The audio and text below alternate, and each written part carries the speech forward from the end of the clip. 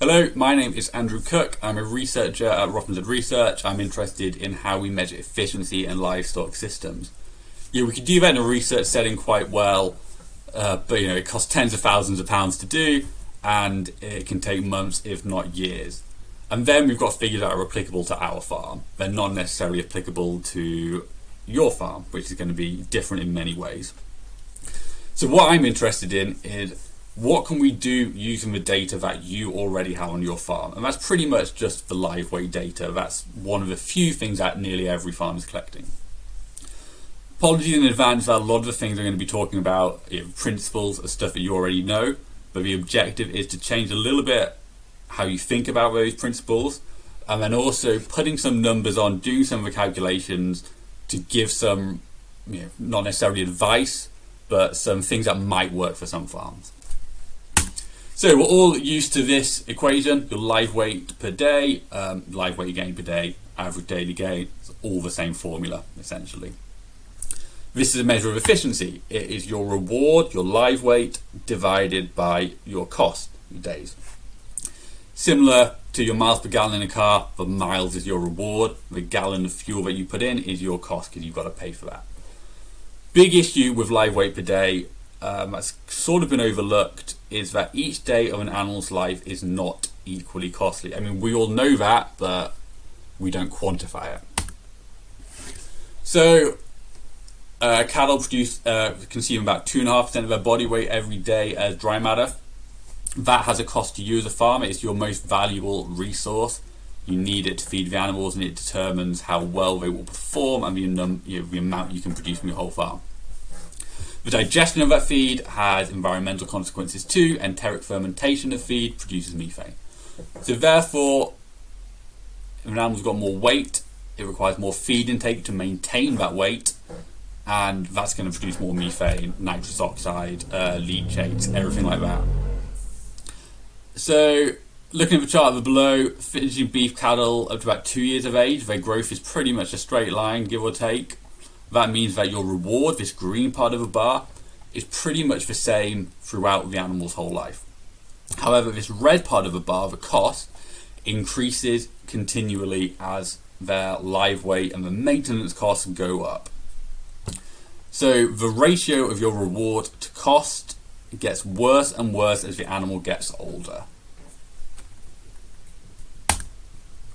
One way we can measure that cost, that red part of the previous chart, is by calculating the total area under the growth curve of the animal.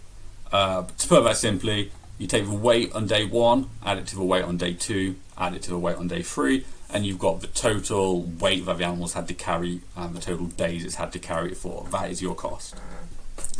And that's your cost in terms of your feed, dry matter intake, and as I said earlier, as you know, dry matter intake affects the amount of land you need per animal, your stocking densities, also the impacts as I mentioned earlier.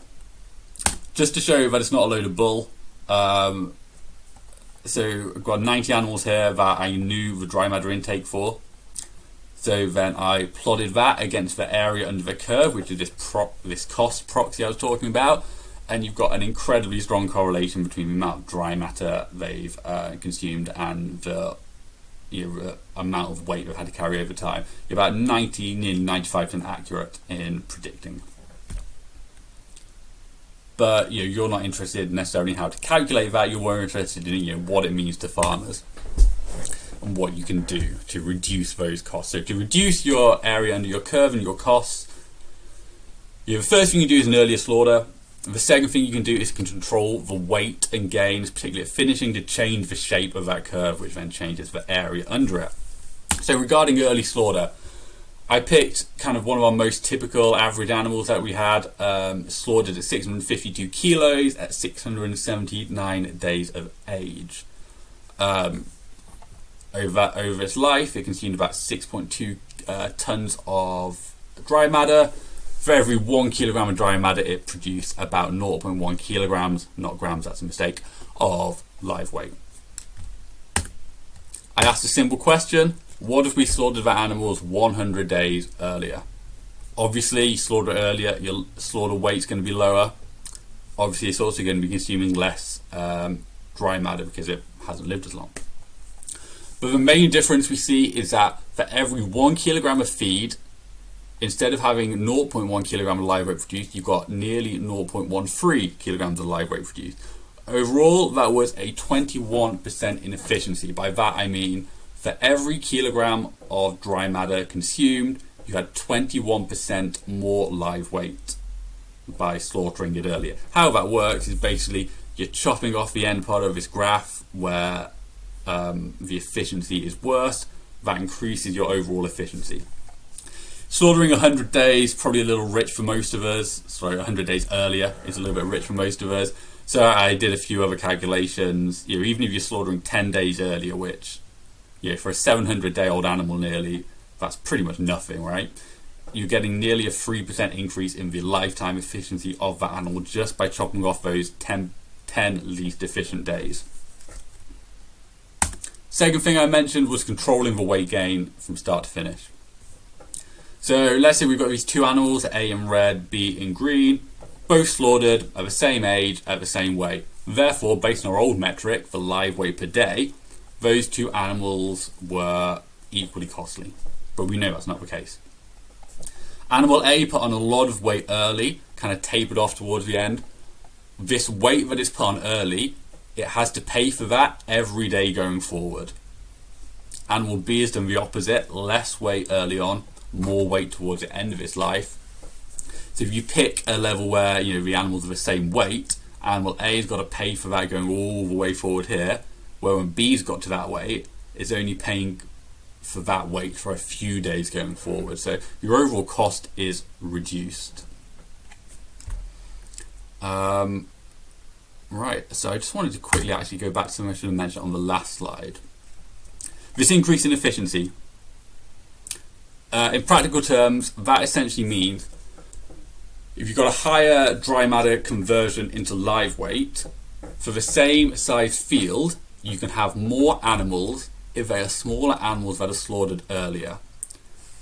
And those smaller animals will produce, on the whole, more live weight. So more smaller animals will produce more live weight, give you more money in your pocket than fewer larger animals. Even if they're consuming the same amount of feed, you will get more out of it with the smaller animals.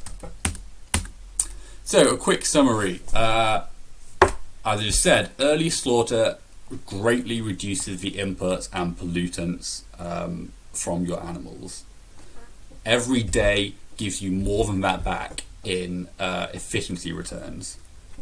That's because every day is more costly than the previous.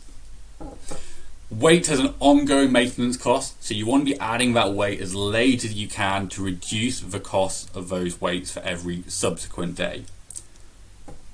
Obviously that's all a little bit simplistic, and there are lots of things you have to consider. You want to make sure your animal is in specs, you're getting top dollar at abattoir.